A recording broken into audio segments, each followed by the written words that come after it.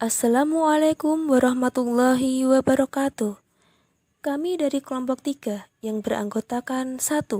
Nidaul Hasanah NIM 195231028, 2. Salsabila Nazila Firdaus NIM 195231035, 3. Adelia Nurhapsari NIM 195231041, akan menjelaskan materi ekonomi makro yang berjudul Teori tentang Unsur-unsur Penentu Pendapatan Nasional. Materi yang akan kami bahas pada video kali ini meliputi 1. Pengertian pendapatan nasional, 2. Faktor yang mempengaruhi pendapatan nasional, 3. Jenis-jenis pendapatan nasional, 4. Unsur penentu pendapatan nasional, dan yang terakhir adalah hubungan antara konsep atau unsur pendapatan nasional. Pengertian pendapatan nasional.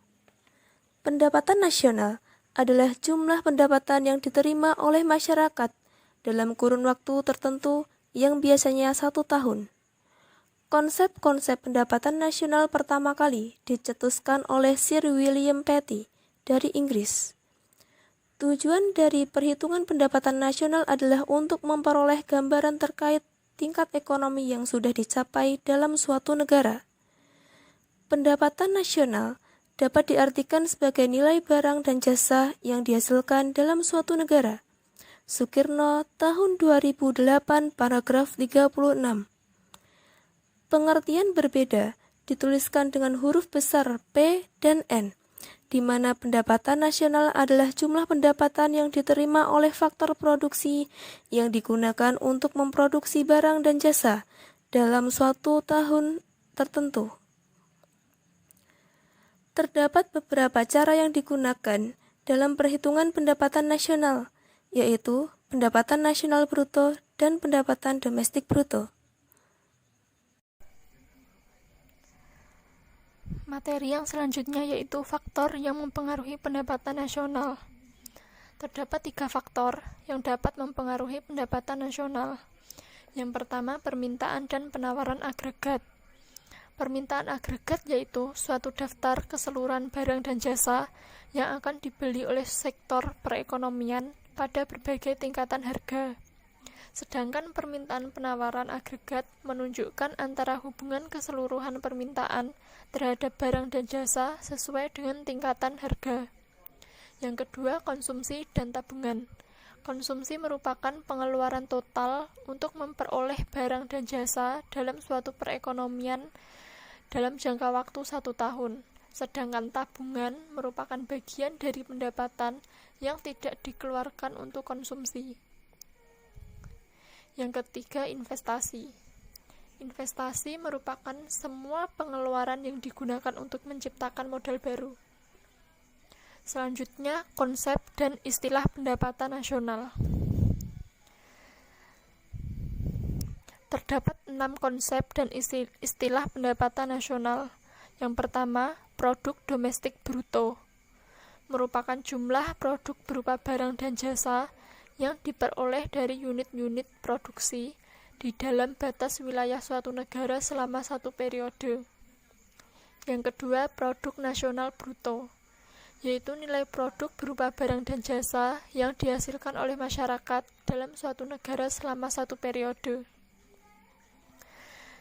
Yang ketiga, produk nasional neto, yaitu GNP yang dikurangi dengan barang modal sebagai penggantinya. Yang keempat, pendapatan nasional neto merupakan pendapatan yang dihitung dari jumlah balas jasa yang diterima oleh rakyat sebagai pemilik faktor produksi. Yang kelima, pendapatan perseorangan, yaitu jumlah pendapatan yang diterima oleh setiap penduduk dalam masyarakat, termasuk pendapatan yang didapatkan tanpa memberikan suatu kegiatan yang lainnya. Yang terakhir, pendapatan yang siap dibelanjakan, yaitu pendapatan yang siap untuk dibelanjakan atau dimanfaatkan. Selanjutnya yakni unsur-unsur penentu pendapatan nasional,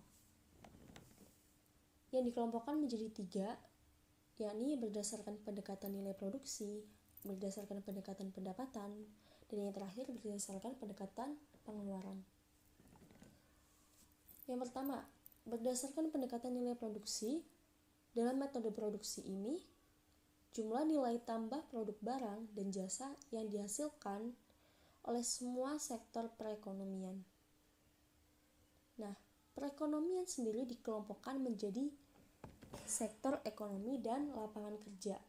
Antara lainnya, sektor pertanian, peternakan, kehutanan, perikanan, pertambangan, penggalian, industri pengolahan, listrik, gas, air minum, bangunan, dan lain sebagainya.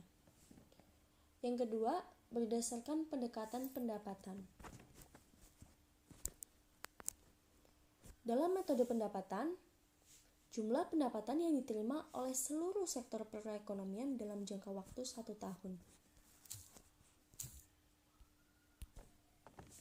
Masyarakat sebagai pelaku ekonomi yang memiliki faktor produksi akan menerima pendapatan dari perusahaan. Faktor produksi tersebut berupa sumber daya alam, sumber daya manusia, modal, dan tenaga ahli. Bagi yang memiliki sumber daya alam berupa tanah, maka akan memperoleh uang sewa atau rent. Bagi yang memiliki sumber daya manusia, maka akan memperoleh upah atau wage. Bagi yang mempunyai modal, maka akan menerima bunga atau interest.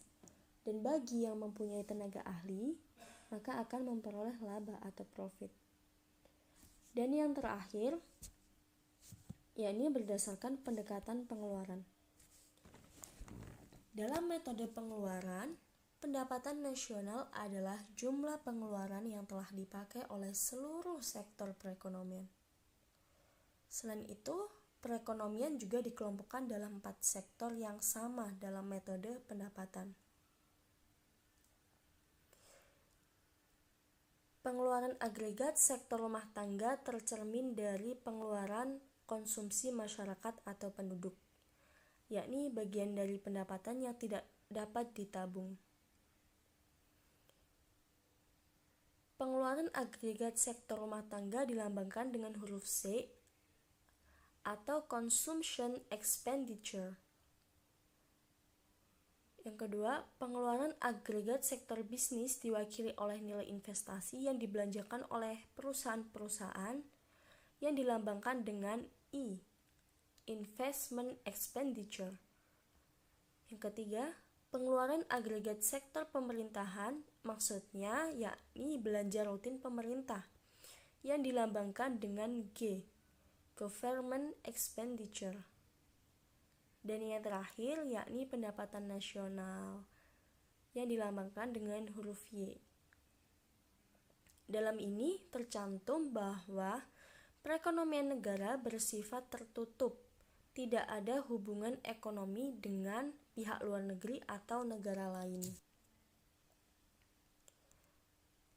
Selanjutnya, hubungan antara konsep-konsep unsur pendapatan nasional. Jadi konsep pendapatan pada dasarnya itu terjadi antara hubungan satu dengan yang lain. Peranan sektor yang ikut serta dalam pembentukan GNP adalah yaitu rumah tangga bisnis, rumah tangga pemerintah, dan rumah tangga konsumen.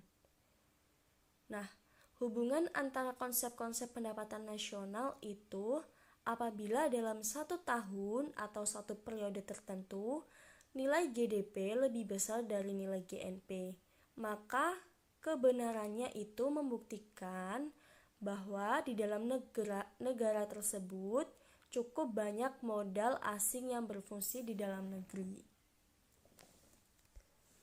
Sekian presentasi dari kelompok kami. Mohon maaf jika ada kesalahan yang disengaja maupun yang tidak disengaja. Wassalamualaikum warahmatullahi wabarakatuh. Thanks for watching.